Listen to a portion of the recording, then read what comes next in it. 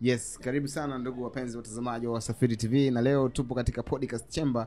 Tuko na mtu ambaye yeye bwana anafanya kazi kubwa sana katika sekta ya usafiri, sekta ya usafiri kwa ujumla ndani na nje ya mipaka ya Tanzania. Mimi sina haja ya kumtambulisha. Nafikiri mshamuona, mshamfahamu, ila nafikiri ningependa kumpa nafasi ya kujitambulisha kwa wale ambao wakufahamu. Kujitambulisha majina yako na unadili ni hasa na nini? Mimi kwa majina naitwa Karim Saidi, ni mkurugenzi wa Karim Design. Na deal zaidi na kubuni rangi za magari, muonekano wa body za magari pamoja na game za magari na 3D modeling pia. Okay. Ndio. Kwa hiyo kuna rangi, kuna body, kuna pamoja na 3D, lakini pia kuna magames. Yes. Okay. Nishaona baadhi ya magames ambazo yanakuwa na logo zako. Ndio. Okay, sawa. Kama ulivyomsikia bwana Karim Design. Sasa Mr. Karim Design. Ndio. Tunaomba utuambie katika hizi kazi yako umeshafanya kazi na baadhi ya makampuni. Naomba utaje hata makampuni 3-5 ambao ushafanya nao kazi. Kampuni nilizofanya nazo kazi ni nyingi sana, zinafikia zaidi ya 60, lakini kwa uchache. Hiyo ni kwa Tanzania au na nje ya Tanzania? Hiyo ni kwa Tanzania. Okay. Ni kwa Tanzania. Okay. Kwa kampuni ambazo chache zinazonijia ambazo nimezifanya ni Abudi, kuna Epination, kuna Tilisho, okay, kuna Manning Nice. Ziko nyingi sana nimezisahau, lakini okay, katika kila mikoa kuna kampuni ambazo nimezifanyia design. Kuna design kako hapo pale. Katika kila mkoa kuna kampuni ambazo nimefanyia design. Okay. Sawa. Sasa kuna kampuni umetaja hapo, umetaja Abudi. Ndio. Abudi nafikiri ni kampuni yake ilikuwa ni common sana kwa mtu ambaye asiyefuatilia mambo ya usafiri. Ile rangi tunajua ni Abudi nyekundu. Ndio. Sasa unaweza kutuambia ni kitu gani ambacho Abudi ulikifanya? Kwa sababu tunajua Abudi sisi ni nyekundu. Ndio. Sasa je, imebadilishwa au ikoje? Kwa sababu kutokea sisi tunazaliwa tunazikuta Abudi ni nyekundu. Alafu unasema ulidesign hapo ikoje? Yani pale inachokuwa ni kwamba tunaboresha rangi. Nyekundu itabaki vile vile. Okay. Nyekundu itabaki vile vile.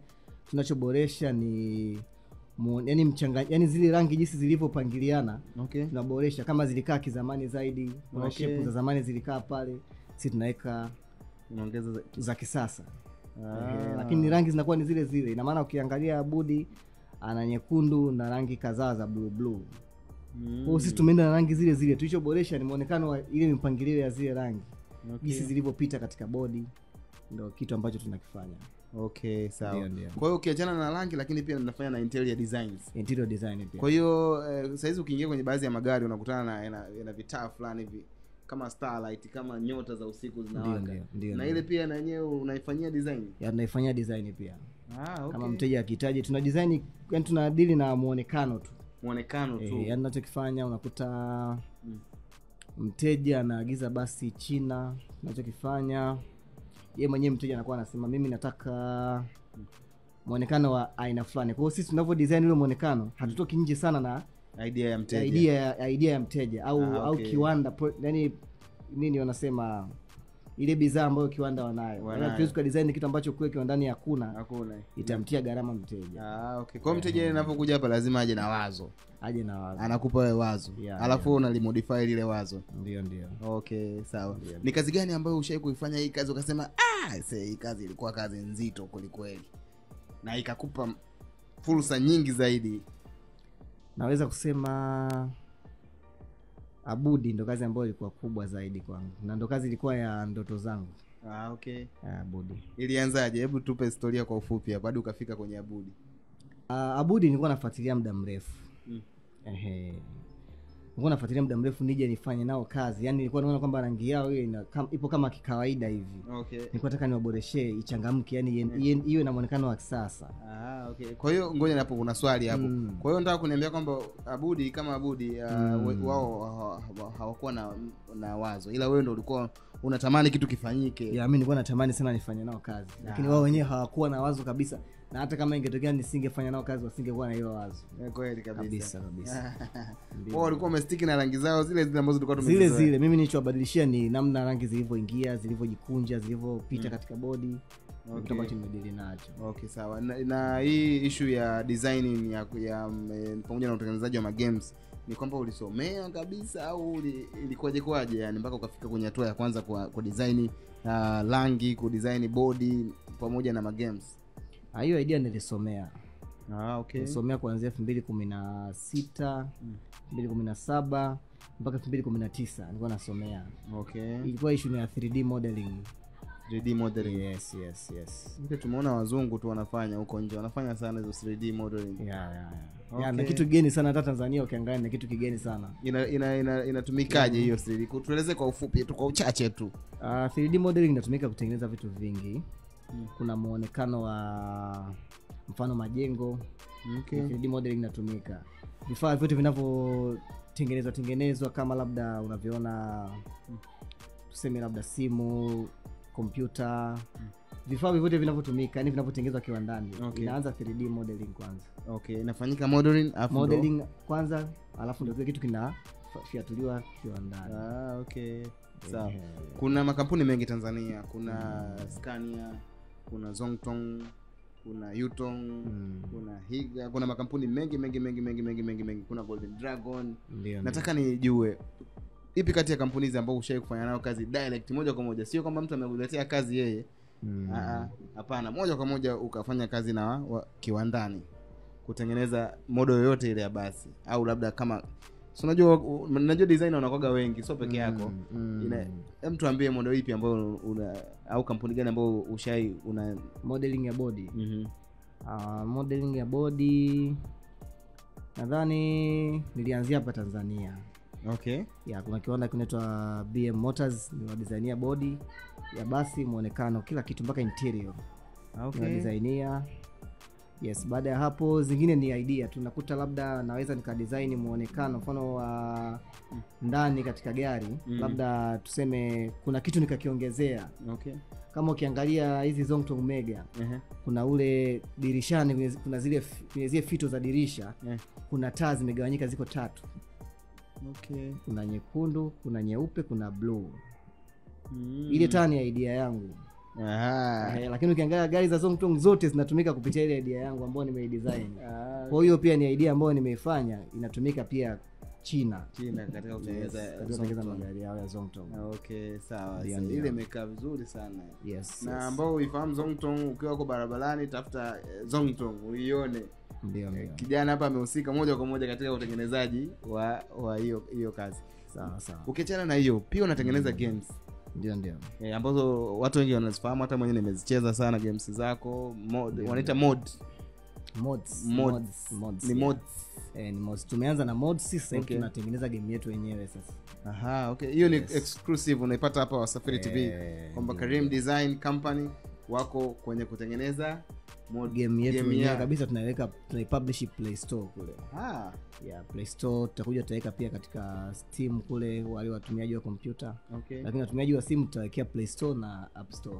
Itakuwa inaitwaje hiyo game, tujiandae kabisa kuidownload? Game itakuwa inaitwa Bus Simulator Tanzania. Itakuwa ni game yani inaodili na usafirishaji. Ni game ambayo itakuwa nakufundisha wewe dereva usalama barabarani, sheria za barabarani, na pia utakuwa unafurahia pia kuicheza hiyo game, kwamba unapita maeneo tofauti ya Kitanzania utakuwa unayaona kabisa. Kwa ni ramani za Kitanzania ndio ambazo zimetumika. Game ambayo inakuja na ramani za Kitanzania kabisa. Umesema sheria. Hebu ngoja turudi hapo kwamba hilo game litakuwa linafuata sheria, sio la mashindano. Linafuata sheria. Hiyo sio game ya mashindano. Hiyo ni game ya Bus Simulator Tanzania. Na inafuata sheria zote za barabarani. Kwamba ukiona sehemu kuna kibango cha speed ya 50, usipotembea speed ya 50, ile game tumeitengeneza pale itakwenda kukata. Kuna wewe unacheza ili upate vile vikoini uweze kupanda level, uendeshe basi ununue gari nyingine tofauti. Kwa hiyo tunaweka hizo sheria ili watu wajue kwamba Tanzania kuna sheria hizi na kwa hiyo sio tu unacheza unaenjoy unakimbizana nini, hapana. Ngoja niulize swali jingine. Kwa hiyo unapocheza lile game ni kwamba mikoa mingine ambayo inakuwa inafunguka jinsi unavyozidi kuendelea kucheza. Sasa mkoa gani ambao umeanza ambao wenyewe hauhitaji kucheza ndio ufunguke, ambao ukianza tu ile game lako ndio umeanza leo? Ukianza ni kutoka Mbezi mpaka Kibaha. Mbezi mpaka Kibaha kilomita 19. Watu wa Dar es Salaam jamani, tumependelewa kama hivyo. Mbezi mpaka Kibaha, hiyo ndio ruti ya kwanza kabisa. Kwa nini ulichagua Mbezi mpaka Kibaha? Kwa nini isingekuwa Mbeya tuseme mpaka Uyole? Unajua issue ya kutengeneza 3D ya game ni kazi kubwa. Okay, ni kweli. Yeah, kwa hiyo kutengeneza tu kipande cha kutoka hiyo Mbezi mpaka Kibaha ni kazi kubwa iliyotugharimu kuanzia, yani imetuchukua mwaka na miezi sasa hivi 3 inaenda. Tunamaliza hiyo umbali wa kutoka Mbezi mpaka Kibaha. Okay. Design ile muonekano kwenye game. Kwa hiyo tukaona kwa sababu wanaosubiria game yetu ni wengi, tukasema kwamba tusitumie muda mwingi sana kutengeneza mikoa ya mbali, tuanze na hii mikoa ya karibu. Ya karibu, okay. Ndio. Hapo nimekuelewa ndugu yangu. Sasa Mr. Karim Design. Ndio. Nataka tunajua kwenye hizi kazi zako zote za utengenezaji wa games, kwenye pia designing za kara na body pia. Ndio. Kuna changamoto unakutana nazo. Yes. Sasa tunataka tujue changamoto kubwa ambayo ishai kukukumba. Ukasema hapa kweli hapa bila Mungu nisingeinuka hapa. Changamoto nakumbuka kuna kampuni nilifanyia design ya rangi, zile rangi zikaja tofauti na tulivyokubaliana. Zilikuja yani kuna makosa yalikuwa yametokea kule kiwandani. Okay. Kwa sababu unapo design kazi lazima kule kiwandani warudishe feedback kwamba ule mchoro wenu ndio huwa hapa. Je, ni sahihi? Tumeutengeneza vizuri kwa usahihi? Okay. Lakini sasa ukiangalia asilimia kubwa ya matajiri wetu wa Tanzania hawafuatilia gani, ukishampa ile PDF akituma kiwandani, kila kitu anaacha kiwanda kiendelee. Na ni kitu ambacho huaga nawasisitiza sana kwamba unaponipa kazi ya kudesign, ninapokudesignia basi hakikisha kule wa China wanaleta feedback kwamba ule mchoro wetu wameenda nao sawa, color code zimeandikwa vizuri, hazijakosewa, hawajabadilisha, kwa sababu huwa kuna kipindi huaga inatokeaga makosa, color code zinabadilika kule. Okay. Kwa hiyo rangi itokee ile. Kwa hiyo sasa ile kitu ilitokea ile gari ilikuja na rangi tofauti. Wewe bwana. Aisee, ilikuwa issue kubwa sana kwangu. Ilinyima sana amani. Sasa hilo kosa ni kwa nini kunyima amani wewe? Wakati wewe si kazi yako ulishaifanya, ukaikabidhi. Sasa kwa nini ukose amani? Amani inakosa kwa sababu cha kwanza, kwa sababu ilikuwa ndo kazi zangu za mwanzo kwa sababu ilikuwa ni 2017 kwenda 2018. Maana hapo ndo uliniambia kwamba ndo muda ambao ulikuwa unasoma. Kwa hiyo ulikuwa unasoma huko unaendelea kufanya kazi. Huko naendelea kufanya kazi. Okay. Yeah. Kwa hiyo hivyo nitokea ni kitu ambacho kilikuwa kunitokea katika toka nimeanza ku design na yeye kunitokea. Hiyo ndio ilikuwa changamoto ya kwanza. Ilikuwa balaa. Na mhusika alikuwa akiulizia kule kiwandani kurudia rangi, gharama zilikuwa kubwa. Kwa mwisho wa siku ile kazi ya kuipokea vizuri, na mimi pia nilikosa amani. Waga spendi mteja alalamike, napenda mteja nikimdesignia kitu afurahie. Okay. Kwa hiyo ile kitu ndio changamoto kubwa iliyonyima amani, ni ile ya gari kuja na rangi tofauti na tuliokubaliana mimi na mteja. Okay. Hiyo ndio changamoto kubwa sana ambayo siwezi kusahau. Na ndio niko makini sana ninapo design, lazima nisisitize kupata feedback kiwandani. Okay. Nihakikishe tukiconfirm ndo order inaanza kazi ya kupiga rangi. Okay. Yes. Kwa hiyo ikitokea kuna fursa labda ya makampuni yanamhitaji mtu wa design, tuseme labda makampuni ya China, makampuni yako mengi ya China, kuna Zhongtong, kuna Yutong, ndivyo kuna Golden Dragon, yakawa anahitaji mtu wa designing wa body pamoja na colors na kadhalika. Utakuwa flexible kufunga ofisi yako hapa ukaenda huko kwa China? Yeah. Kwa sababu soko ni la Wachina. Ndio maana tunawataja sana. Soko kama tunawapendelea, ila soko ukiangalia soko la usafirishaji wao ndio wameliteka sana. Sawa. Kila mkoa ni gari za Kichina. Sawa. Je, kitokea hiyo fursa au kama unatusikia hapa, wakusikie na wewe, kitokea hiyo fursa huko utakuwa flexible? Nitakuwa flexible na hiyo fursa, ila itakuwa ni kimaanisha, inamaanisha kimkataba, lazima tukubaliane. Okay. Tukubaliana kwa kila kazi napata asilimia fulani, nitaweka mapendekezo yangu na wao wataweka kwao, tutafikia makubaliano ndio nitafanya kazi. Okay. Kwa hiyo jamani, huu ni wito. Ndoto yangu pia kubwa yani cooperate na Wachina. Okay. Yeah. Okay, tuseme na Wachina, tuseme na makampuni ya. Yes, kwa sababu unaweza katokea China, unaweza katokea hata katokea kokote kule, UK, katokea United States. Ndivyo. Kwa hiyo flexibility. Sababu China pekee yake, kuna Scania pia. Yes. Hata kitokea nao kahitaji kufanywa design muonekano wa magari yao, kama labda maroli yao yale nini. Hata magari madogo pia kama Toyota katokea wanahitaji pia kufanywa muonekano wa magari yao, models tofauti. Hiyo zote ni kazi zangu. Okay. Kwa hiyo jamani, huu ni wito kwa makampuni ya uzalishaji wa magari kwa ujumla wake, kwamba Mr. Karim Design unaweza ukamfollow kwenye page zake ili kuweza kuona kazi zake, uenda ukavutiwa. Ndivyo. Kwa hiyo yeye yuko open kwamba muda wote wewe ukihitaji kufanya naye kazi yuko open, anaweza kasafiri kuja nchi yoyote kufanya kazi as long as makubaliano yatakuwa ni ya pande mbili, si ndivyo? Ndio. Kwa nini umesema, kwa nini umeanza na mkataba moja kwa moja? Lazima kuwe kuna mkataba. Kwa nini? Mkataba ni muhimu kwa sababu mwanzoni nilikuwa nafanya kazi kwa kujitoa sana. Yaani nilikuwa nafanya kazi ili nionekane na uwezo. Okay. Sikujua kwamba nafanya kazi ili nipate faida. Yaani nilikuwa nafanya kazi ili watu wanione kwamba nina uwezo wa kufanya kazi, kiwango fulani cha kufanya kazi. Yaani najua hizi kazi ninazofanya zimezoeleka sana kwamba watu wa nje ndio wanaofanya. Watanzania hatujulikani kama tunafanya. Okay. Kwa hiyo ikanilazimu nionyeshe uwezo kwanza ili wajue kwamba huyu mtu anafanya anatokea wapi, Tanzania. Okay. Kwa hiyo nilikuwa nafanya kazi bila masuala ya mikataba, yani tu bwana utanilipa, ngoja nifanye kazi uione uipende. Umeshaona hapo? Kwa hiyo hicho kitu kilinikosti kwamba ile kazi inakubalika kweli, lakini hakuna faida kubwa ninayoipata. Okay. Kwa hiyo ndio nikaona ndio umeanza na mkataba. Ndio maana nikasema nianze na mkataba. Kwa sababu sitaki tena itokee kile ambacho kwamba naanza kujuta kwamba ile kazi nilifanya kwa kujitoa ili nionekane, lakini kumbe ni kazi kubwa. Alafu mimi sijapata faida yoyote. Hicho kitu ndio maana nataka sasa makampuni hapa wapo na kusikiliza, wadau wa sekta ya usafiri kwa ujumla, ambao wanamiliki vyombo vya usafiri, wengine wanamiliki makampuni makubwa, wengine wanamiliki makampuni ya uzalishaji hayo kama ulivyoyataja. Una neno gani la kuambia? Lakini pia ukishamaliza neno la kuambia, tunataka utuambie tutakupataje. Mimi neno kubwa nalowaambia wamiliki wa magari ni kuthamini kazi. Okay. Hebu hiyo turudie. Ngoja nirudie.